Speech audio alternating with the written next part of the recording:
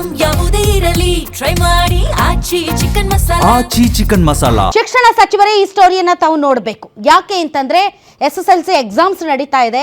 Exams ಬರ್ದಾದ ಮೇಲೆ ಮಕ್ಕಳು ಬರೆದಂತಹ ಆನ್ಸರ್ ಶೀಟ್ ಏನಿದೆ ಅದನ್ನು ಎಷ್ಟರ ಮಟ್ಟಿಗೆ ಸೇಫ್ಟಿಯಾಗಿ ವಿತ್ ಸೆಕ್ಯೂರಿಟಿ ಅದನ್ನು ಟ್ರಾನ್ಸ್ಪೋರ್ಟ್ ಮಾಡಲಾಗ್ತಾ ಇದೆ ಅನ್ನೋದಕ್ಕೆ ಚಿಕ್ಕೋಡಿಯಿಂದ ಬರ್ತಾ ಇರುವಂತಹ ಈ ಸ್ಟೋರಿ ಸಾಕ್ಷಿ. ಚಿಕ್ಕೋಡಿ ಶಿಕ್ಷಣಿಕ ಜಿಲ್ಲೆಯಲ್ಲಿ ಏನಾಗ್ತಾ ಇದೆ ಅಂದರೆ SSLC ಮಕ್ಕಳ ಭವಿಷ್ಯದ ಜೊತೆ ಚೆಲ್ಲಾಟ ಆಡ್ತಾ ಇದ್ದಾರೆ ಸಿಬ್ಬಂದಿ. ಚಿಕ್ಕೋಡಿ ಶಿಕ್ಷಣ ಇಲಾಖೆಯಿಂದ ನಿಯಮ ಉಲ್ಲಂಘನೆ ಆಗಿದೆ. SSLC ಉತ್ತರ ಪ್ರತಿಗಳನ್ನು ಸಾಗಿಸುವಲ್ಲಿ ನಿಯಮ ಉಲ್ಲಂಘನೆ ಮಾಡಿದ್ದಾರೆ ಸಿಬ್ಬಂದಿ.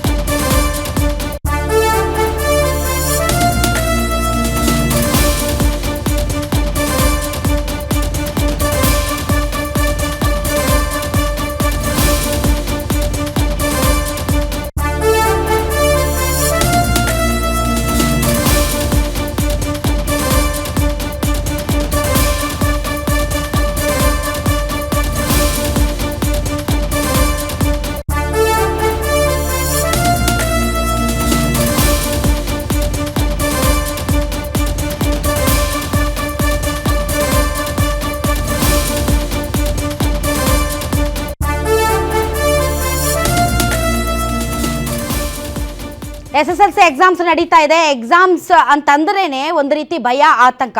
ಒಬ್ಬ ವಿದ್ಯಾರ್ಥಿಯ ಭವಿಷ್ಯವನ್ನು ರೂಪಿಸುವಲ್ಲಿ SSLC ತುಂಬ ಇಂಪಾರ್ಟೆಂಟ್ ರೋಲ್ ಪ್ಲೇ ಮಾಡೋದ್ರಿಂದ SSLC ಎಕ್ಸಾಮ್ ವಿದ್ಯಾರ್ಥಿಗಳ ಜೀವನದಲ್ಲಿ ಬಹುಮುಖ್ಯ ಘಟ್ಟ. ಇಂತಹ ಒಂದು ಸಂದರ್ಭದಲ್ಲಿ ವಿದ್ಯಾರ್ಥಿಗಳು ಬರೆದಂತಹ ಆನ್ಸರ್ ಶೀಟ್ಗಳನ್ನು ತೆಗೆದುಕೊಂಡು ಹೋಗುವಾಗ ಆದಂತಹ ಲೋಪ ಮತ್ತು ಅಲ್ಲಿ ಆಗ್ತಾ ಇರುವಂತಹ ಟ್ರಾನ್ಸ್ಪೋರ್ಟೇಷನ್ನಲ್ಲಿ ಒಂದು ರೀತಿ ವಲ್ನರಬಿಲಿಟಿ ಜನರನ್ನು ಪ್ರಶ್ನೆ ಮಾಡುವ ಹಾಗೆ ಮಾಡಿದೆ. ಯಾಕೆ ಅಂತಂದರೆ ಎಲ್ಲ ರೀತಿಯಾದಂತಹ ಕ್ರಮಗಳನ್ನು, ಕಾನೂನುಗಳನ್ನು, ಶಿಸ್ತುಗಳನ್ನು ಉಲ್ಲಂಘಿಸಿದೆ ಸಿಬ್ಬಂದಿ. ಉತ್ತರ ಪತ್ರಿಕೆಗಳನ್ನು ಓಪನ್ ಆಗಿ ಬೈಕ್ನಲ್ಲಿ ಸಾಗಾಟ ಮಾಡ್ತಾ ಇದ್ದಾರೆ. ಪರೀಕ್ಷೆ ನಂತರ ಯಾವುದೇ ಭದ್ರತೆ ಇಲ್ಲದೆ ಬೈಕ್ನಲ್ಲಿ ಉತ್ತರ ಪತ್ರಿಕೆಗಳ ರವಾನೆ ಮಾಡ್ತಾ ಇರುವಂಥ ದೃಶ್ಯಗಳನ್ನು ತಾವು ನೋಡ್ತಾ ಇದ್ದೀರಾ. ಪರೀಕ್ಷಾ ಸಿಟ್ಟಿಂಗ್ ಸ್ಕ್ವಾಡ್ SR ಬೆಳಗಲಿ ಮತ್ತು D ದರ್ಜೆ ನೌಕರರಿಂದ ಈ ಎಡವಟ್ಟು ನಡೆದಿದೆ. ಪ್ರಶ್ನೆ ಪತ್ರಿಕೆ ತರುವಾಗ ಇರುವ ಭದ್ರತೆ ಉತ್ತರ ಪತ್ರಿಕೆಗಳನ್ನು ತೆಗೆದುಕೊಂಡು ಹೋಗುವಾಗ ಯಾಕಿಲ್ಲ? ಬೆಳಗಾವಿ ಜಿಲ್ಲೆ ಮೂಡಲಗಿಯ ಉಮಾಬಾಯಿ ಪ್ರೌಢಶಾಲಾ ಪರೀಕ್ಷಾ ಕೇಂದ್ರದಲ್ಲಿ ಈ ನಿರ್ಲಕ್ಷ್ಯ ನಡೆದಿದೆ. ನೋಡಿ, ಸೀಲ್ಡ್ ಆನ್ಸರ್ ಶೀಟ್ಗಳನ್ನು ವಿದೌಟ್ ಎನಿ ಸೆಕ್ಯೂರಿಟಿ, ಯಾವುದೇ ರೀತಿಯಾದಂಥ ರೂಲ್ಸ್ ರೆಗ್ಯುಲೇಷನ್ಸು ಫಾಲೋ ಮಾಡದೆ ಇಬ್ಬರು ವ್ಯಕ್ತಿಗಳು ಅವರು ನಿಜಕ್ಕೂ ಕೂಡ ಆಥರೈಸ್ಡ್ ಪರ್ಸನ್ಸಾ? ಅವರಿಗೆ ಯಾವುದೇ ರೀತಿಯಾದಂತಹ ಟ್ರಾನ್ಸ್ಪೋರ್ಟ್ ಫೆಸಿಲಿಟಿ ಇಲ್ವಾ? ಯಾವುದೇ ಸೆಕ್ಯೂರಿಟಿ ಇಲ್ವಾ? ಸೊ ಈ ರೀತಿಯಾಗಿ ಆನ್ಸರ್ ಶೀಟ್ಗಳನ್ನು ಬೈಕ್ನಲ್ಲಿ ಎಲ್ಲಿಗೆ ತಗೊಂಡೋಗ್ತಾರೆ, ಹೇಗೆ ತಗೊಂಡೋಗ್ತಾರೆ? ಒಂದು ಇವರನ್ನ ಟ್ರ್ಯಾಕ್ ಮಾಡೋ ಸಿಸ್ಟಮ್ ಏನು? ಅಲ್ಲಿ ಯಾವುದೇ ರೀತಿಯಾದಂತಹ ಆ ಸೀಲ್ಡ್ ಆನ್ಸರ್ ಶೀಟ್ಗಳನ್ನು ತೆಗೆಯುವಂತಹ, ಓಪನ್ ಮಾಡುವಂತಹ ಅಥವಾ ತಿದ್ದುವಂತಹ ಅಥವಾ ಏನಾದರೂ ಮ್ಯಾನಿಪ್ಯುಲೇಟ್ ಮಾಡುವಂಥದ್ದು ಏನು ನಡೆಯಲ್ವಾ? ಆಮೇಲೆ ನಡೆದಿದೆ ಅಂತ ನಾನು ಹೇಳ್ತಾ ಇಲ್ಲ, ಬಟ್ ಈ ರೀತಿ ಆನ್ಸರ್ ಶೀಟ್ಗಳನ್ನು ತೆಗೆದುಕೊಂಡು ಹೋಗ್ತಾ ಇರೋದನ್ನು ನೋಡಿದ್ದಾರೆ. ಆ ರೀತಿಯಾದಂಥ ಸಾಧ್ಯತೆಗಳು ಜಾಸ್ತಿ ಆಗಿರುತ್ತೆ. ಬಟ್ ಈಗ ತೆಗೆದುಕೊಂಡು ಹೋದ ಮಾತ್ರಕ್ಕೆ ಅವರಿಬ್ಬರು ಅಲ್ಲಿ ಏನೋ ಮಾಡಿದ್ದಾರೆ ಅಂತಲ್ಲ. But this is not the way. ಹೀಗಲ್ಲ. ಶಿಕ್ಷಣ ಸಚಿವರೇ, ದಯವಿಟ್ಟು ಈ ದೃಶ್ಯಗಳನ್ನು ನೋಡಿ. ಯಾಕೆ ಅಂದರೆ ಅಲ್ಲಿರುವಂತಹ ಬಂಡಲ್ ಏನಿದೆ, ಸೀಲ್ಡ್ ಬಂಡಲ್, ಅದರಲ್ಲಿ ವಿದ್ಯಾರ್ಥಿಗಳ ಭವಿಷ್ಯ ಇದೆ. ಅದರ ಜೊತೆಗೆ ಒಂದಿಷ್ಟು ಚೆಲ್ಲಾಟ ಆಡಿದರೂ ಕೂಡ ವಿದ್ಯಾರ್ಥಿಗಳ ಭವಿಷ್ಯ ಮೂರಾಬಟ್ಟೆ ಆಗೋಗುತ್ತೆ. ಆಮೇಲೆ ಸ್ಟ್ಯಾಂಡರ್ಡ್ ಪ್ರೊಸೀಜರ್ಸ್ ಇರ್ತವೆ. ನೀವು ಯಾವ ರೀತಿ ಕ್ವಶನ್ ಪೇಪರ್ಗಳನ್ನು ಎಕ್ಸಾಮ್ ಸೆಂಟರ್ಗೆ ತರಬೇಕು, ಎಕ್ಸಾಮ್ ಸೆಂಟರ್ಗಳಿಂದ ಎಲ್ಲಿ ಈ ಒಂದು ಆನ್ಸರ್ ಶೀಟ್ಗಳನ್ನು ಡಿಸ್ಟ್ರಿಕ್ಟ್ ಲೆವೆಲ್ ಸಮ್ ರೂಮ್ಸ್ ಅಥವಾ ಡಿಸ್ಟ್ರಿಕ್ಟ್ ಲೆವೆಲಲ್ಲಿ ಎಲ್ಲಿ ಸೆಂಟರ್ ಇದೆ, ಇವ್ಯಾಲ್ಯುವೇಷನ್ ಸೆಂಟರ್, ಅಲ್ಲಿಗೆ ತೆಗೆದುಕೊಂಡು ಹೋಗೋದಕ್ಕೆ ಕೆಲವೊಂದು ರೂಲ್ಸ್ ರೆಗ್ಯುಲೇಷನ್ಸ್ ಇರುತ್ತೆ. ಆನ್ಸರ್ ಶೀಟ್ಗಳನ್ನು ಎಕ್ಸಾಮ್ ಸೆಂಟರ್ಸಿಂದ ಡಿಸ್ಟ್ರಿಕ್ಟ್ ಲೆವೆಲ್ ಇವ್ಯಾಲ್ಯುಯೇಷನ್ ಸೆಂಟರ್ಗೆ ತೆಗೆದುಕೊಂಡು ಹೋಗುವ ಸಂದರ್ಭದಲ್ಲಿ ಕೆಲವೊಂದು ಪರ್ಟಿಕ್ಯುಲರ್ ರೂಲ್ಸ್ ರೆಗ್ಯುಲೇಷನ್ಸನ್ನು ಫಾಲೋ ಮಾಡಬೇಕಾಗುತ್ತೆ. ಒಂದು, ಆನ್ಸರ್ ಶೀಟ್ಗಳನ್ನು ತುಂಬ ಸೆಕ್ಯೂರ್ ಆಗಿ ಪ್ಯಾಕ್ ಮಾಡಬೇಕಾಗತ್ತೆ, ಸೀಲ್ ಮಾಡಬೇಕಾಗತ್ತೆ. ಅದಾದ ಮೇಲೆ ಸೆಕ್ಯೂರ್ ಆಗಿ ಟ್ರಾನ್ಸ್ಪೋರ್ಟ್ ಮಾಡಬೇಕಾಗುತ್ತೆ, ಅದಕ್ಕೆ ಆಥರೈಸ್ಡ್ ಪರ್ಸನ್ಸ್ ಇರಬೇಕಾಗತ್ತೆ, ಅಥವಾ ಪೊಲೀಸ್ ಇಲ್ಲ ಅಂದರೆ ಒಬ್ಬ ಸೆಕ್ಯೂರ್ ವ್ಯಕ್ತಿಯ ಸುಪರ್ದಿಯಲ್ಲಿ ಟ್ರಾನ್ಸ್ಪೋರ್ಟೇಷನ್ ನಡಿಬೇಕಾಗುತ್ತೆ. ಸೊ ಈ ಸೀಲ್ಡ್ ಆನ್ಸರ್ ಪ್ಯಾಕೆಟ್ಗಳನ್ನು ಒಬ್ಬ ಸೆಕ್ಯೂರ್ಡ್ ಪೊಲೀಸ್ಮೆನ್ ಆರ್ ಆಥರೈಸ್ಡ್ ಪರ್ಸನ್ ನೇತೃತ್ವದಲ್ಲಿ ವಿತ್ ದ ಪ್ರಾಪರ್ ಟ್ರಾನ್ಸ್ಪೋರ್ಟೇಷನ್ ಇದನ್ನು ಎವ್ಯಾಲ್ಯೂಯೇಷನ್ ಸೆಂಟರ್ಗೆ ಕಳಿಸಬೇಕಾಗತ್ತೆ. ಬಟ್ ಇವರಿಗೆ ಆ ಟ್ರಾನ್ಸ್ಪೋರ್ಟೇಷನ್ ಫೆಸಿಲಿಟಿ ಕೊಟ್ಟಿಲ್ಲ ಅಂತ ಕಾಣುತ್ತೆ. ದಟ್ಸ್ ವೈ ಅವರು ಈ ಥರ ಬೈಕಲ್ಲಿ ತೆಗೆದುಕೊಂಡು ಹೋಗ್ತಾ ಇದ್ದಾರೆ. ಇದರಲ್ಲಿ ಇವ್ರು ತಪ್ಪಿದೆ ಅಂತ ನಾವು ಹೇಳ್ತಾ ಇಲ್ಲ, ಆದರೆ ಅವರಿಗೆ ಟ್ರಾನ್ಸ್ಪೋರ್ಟೇಷನ್ಗೆ ಯಾವ ರೀತಿಯಾದಂತಹ ವ್ಯವಸ್ಥೆಯನ್ನು ಜಿಲ್ಲಾಡಳಿತ ಕಲ್ಪಿಸಿದೆ ಅನ್ನೋದು ತುಂಬ ಇಂಪಾರ್ಟೆಂಟ್. ಸೊ ಜಿಲ್ಲಾ ಪರೀಕ್ಷಾ ಕೇಂದ್ರಗಳಿಗೆ ಅಥವಾ ಇವ್ಯಾಲ್ಯೂಯೇಷನ್ ಸೆಂಟರ್ಗಳಿಗೆ ಈ ಆನ್ಸರ್ ಪ್ಯಾಕ್ಡ್ ಶೀಟ್ಗಳನ್ನು ತೆಗೆದುಕೊಂಡು ಹೋಗೋದಕ್ಕೆ ಬೈಕಲ್ಲೇ ತಗೊಂಡು ಹೋಗಿ ಅಂತ ಶಿಕ್ಷಣ ಇಲಾಖೆ ಅಥವಾ ಸಂಬಂಧಪಟ್ಟಂಥ ಅಧಿಕಾರಿಗಳು ಅವರಿಗೆ ಸೂಚನೆಯನ್ನು ಕೊಟ್ಟಿದ್ದಾರಾ ಅಥವಾ ವ್ಯವಸ್ಥೆ ಮಾಡಿಲ್ವಾ? ಸೊ ಇದು ಭಾಳಷ್ಟು ಅನುಮಾನಗಳಿಗೆ ಕಾರಣ ಆಗ್ತಾ ಇದೆ. ಹೀಗೆ ನಡೀತಾ ಇದೆಯಾ ಕರ್ನಾಟಕದಾದ್ಯಂತ?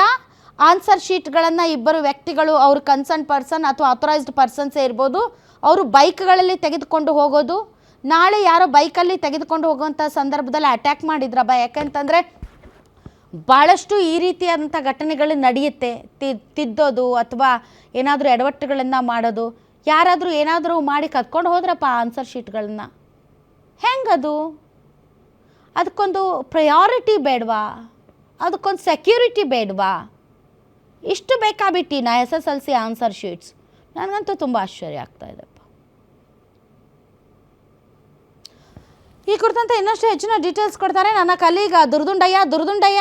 Without any security, without any proper arrangement, without any transportation facility ಬೇಕಾಬಿಟ್ಟು ಬೈಕಲ್ಲಿ ಆನ್ಸರ್ ಶೀಟ್ ಇಟ್ಕೊಂಡು ಹೋದರೆ ಏನಾದರೂ ಎಡವಟ್ಟಾಗಿ ಯಾರಾದರೂ ಅದನ್ನು ಕಸ್ಕೊಂಡ್ರು ಅಂತ ಇಟ್ಕೊಳ್ಳಿ, ಏನಾದರೂ ಆದರೆ ಆ ಎಕ್ಸಾಮ್ ಬರೆದಂತಹ ಆನ್ಸರ್ ಶೀಟ್ ಇರುವಂಥ ವಿದ್ಯಾರ್ಥಿಗಳ ಭವಿಷ್ಯ ಏನಾಗಬೇಕು ಅಂತ ಇದಕ್ಕೆ ಸಂಬಂಧಪಟ್ಟಂತೆ ಅಲ್ಲಿನ ಸಿಬ್ಬಂದಿಗಳನ್ನು ಕೇಳಿದಾಗ ಅವ್ರು ಏನು ಹೇಳಿದ್ರು ನಿಮಗೆ? ಹೌದು ರಾಧಾ ಮೇಡಮ್, ಏನಂತಂದ್ರೆ ಈಗ ರಾಜ್ಯಾದ್ಯಂತ SSLC ಪರೀಕ್ಷೆ ಆರಂಭವಾಗಿದೆ, ನಡೀತಾ ಇದೆ. ಅದ್ರ ಜೊತೆಗೆ ಏನಂತಂದ್ರೆ ಚಿಕ್ಕೋಡಿ ಶೈಕ್ಷಣಿಕ ಜಿಲ್ಲೆಯಲ್ಲಿ ನಿಜಕ್ಕೂ ಏನಂತಂದ್ರೆ ಒಂದು ಶಿಕ್ಷಣ ಇಲಾಖೆಗೆ ಒಂದು ನಿಯಮ ಇಲ್ವಾ ಅನ್ನುವಂತ ಒಂದು ಅನುಮಾನ ಕೂಡ ಒಂದು ವ್ಯಕ್ತವಾಗ್ತಾ ಇರುವಂತದ್ದು. ಏಕೆಂತಂದ್ರೆ ನಿನ್ನೆ ಕಳೆದ 2 ದಿನಗಳ ಹಿಂದೆ ನಡೆದಂತ ಒಂದು ಇಂಗ್ಲಿಷ್ ಪತ್ರಿಕೆ ಪರೀಕ್ಷೆಯಲ್ಲಿ ಏನಂತಂದ್ರೆ ಎಲ್ಲ ಎಕ್ಸಾಮ್ ಆಗುತ್ತೆ. ಎಕ್ಸಾಮ್ ಆದ ನಂತರ ಒಂದು ಏನಂತಂದ್ರೆ ಉತ್ತರ ಪತ್ರಿಕೆಯನ್ನು ಅದನ್ನು ಸೀಲ್ ಮಾಡಿ ಅದನ್ನು ಕೊಂಡೊಯ್ಯಬೇಕಾಗುತ್ತೆ. ಆದ್ರೆ ಇಬ್ಬರು ಸಿಬ್ಬಂದಿಗಳು ಅದನ್ನು ಏನಂತಂದ್ರೆ ಬೈಕ್ ಮೂಲಕ ಆ ಆನ್ಸರ್ ಪತ್ರಿಕೆಯ ಒಂದು ಸೀಲ್ ಆಗಿರ್ತಕ್ಕಂಥ ಒಂದು ಬಂಡಲ್ ಅನ್ನು ಏನಂತಂದ್ರೆ ಬೈಕ್ ಮೂಲಕ ತೆಗೆದುಕೊಂಡು ಹೋಗಿರುವಂತ ದೃಶ್ಯಗಳು ಈಗ ಆಲ್ರೆಡಿ ಏನಂತಂದ್ರೆ ಸಾರ್ವಜನಿಕರು ಮೊಬೈಲ್ ಅಲ್ಲಿ ಸೆರೆ ಹಿಡಿದಿದ್ದಾರೆ.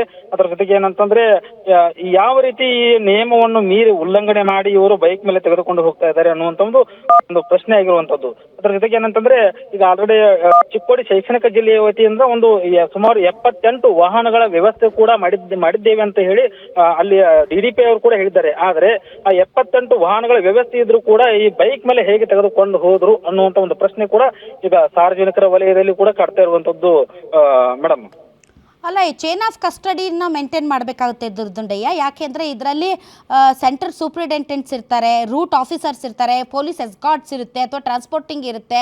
ಸೊ ಇವೆಲ್ಲವೂ ಕೂಡ ತುಂಬ ಒಂದು ರೀತಿಯಾದಂತಹ ಸೆಕ್ಯೂರ್ ಲಾಜಿಸ್ಟಿಕ್ಸ್ಗಳನ್ನು ಮೊದಲಿಗೆ ಪ್ರಿಫಿಕ್ಸ್ ಮಾಡಲಾಗಿರುತ್ತೆ.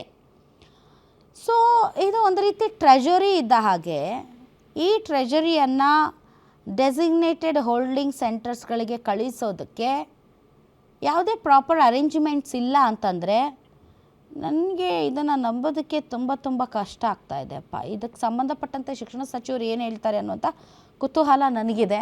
ಮಧು ಬಂಗಾರಪ್ಪ ಅವರಿಗೆ ನನ್ನ ಕಲೀಗ್ಸ್ ಕಾಲ್ ಮಾಡ್ತಾ ಇದ್ದಾರೆ. ಇದು ಹಿಂಗೇನ ನಡೀತಾ ಇದೆಯಾ ಎಲ್ಲ ರಾಜ್ಯದ ಎಲ್ಲ ಸೆಂಟರ್ಗಳಲ್ಲೂ ಕೂಡ? ಸೊ ಹೀಗೆ ಆದರೆ ಅಲ್ಲಿ ಏನಾದರೂ ಬಾಂಗಡಿ ನಡೆದ್ರೆ ಹೆಂಗೆ ಗೊತ್ತಾಗುತ್ತೆ? ತುಂಬ ಈ ಸುದ್ದಿ ಏನಿದೆ ಇದು ಭಾಳಷ್ಟು ಆತಂಕ ಸೃಷ್ಟಿ ಮಾಡುತ್ತೆ. ಬಟ್ ಆತಂಕ ಪಡುವಂಥ ಅವಶ್ಯಕತೆ ಇಲ್ಲ. ತೆಗೆದುಕೊಂಡು ಹೋದ ಮಾತ್ರಕ್ಕೆ ಅಲ್ಲೇನೋ ಮಾಡಿಬಿಡ್ತಾರೆ ಎಡವಟ್ಟು ಅಂತಲೂ ಅಲ್ಲ. ಬಟ್ ಪ್ರಾಪರ್ ಆದಂಥ ಟ್ರಾನ್ಸ್ಪೋರ್ಟೇಷನ್ ಇದ್ದರೆ ಒಂದು ಪಾರದರ್ಶಕತೆ ತುಂಬ ಚೆನ್ನಾಗಿರುತ್ತೆ ಅಂತ ಅನಿಸುತ್ತೆ. ಈ ನಿಟ್ಟಿನಲ್ಲಿ ಮಧು ಬಂಗಾರಪ್ಪ ಅವರಿಗೆ ನಾವು ಕಾಲ್ ಮಾಡ್ತಾ ಇದ್ವಿ, ಅವ್ರು ಕಾಲ್ ರಿಸೀವ್ ಮಾಡ್ತಾ ಇಲ್ಲ. ಅದರ್ವೈಸ್ ಯಾರಾದರೂ ಎಜುಕೇಷನ್ ಡಿಪಾರ್ಟ್ಮೆಂಟ್ಗೆ ಸಂಬಂಧಪಟ್ಟವರು ಅಥವಾ ಪೋಷಕರು ಕನ್ಸರ್ನ್ ಇದ್ದರೆ ಸಚಿವರಿಗೆ ಈ ವಿಷಯವನ್ನು ತಲುಪಿಸಿ. ಹೀಗೆ ನಡೀತಾ ಇದೆಯಾ ರಾಜ್ಯದ ಎಲ್ಲ ಎಕ್ಸಾಮ್ ಸೆಂಟರ್ಗಳಲ್ಲಿ ಆನ್ಸರ್ ಶೀಟ್ಗಳನ್ನು ಇದೇ ರೀತಿ ಇವ್ಯಾಲ್ಯೂಯೇಷನ್ ಸೆಂಟರ್ಗಳಿಗೆ ಕಳಿಸಲಾಗ್ತಾ ಇದೆಯಾ without any proper security, without any transportation measurements? ನನಗೆ ಅರ್ಥ ಆಗ್ತಾ ಇಲ್ಲ. ಸೊ ಇದು ಹೀಗೆ ನಡೀತಾ ಇದೆ ಅಂದರೆ ಹೀಗೆ ನಡೀಬಾರ್ದಿದು, ಹೀಗೆ ನಡೆಯುವಂಥದ್ದಲ್ಲ ಇದು.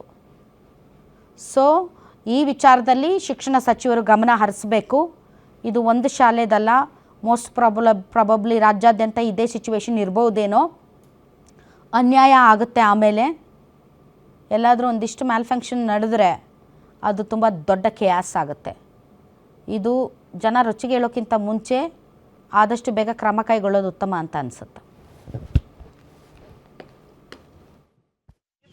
ಅಥವಾ ಪುನಃ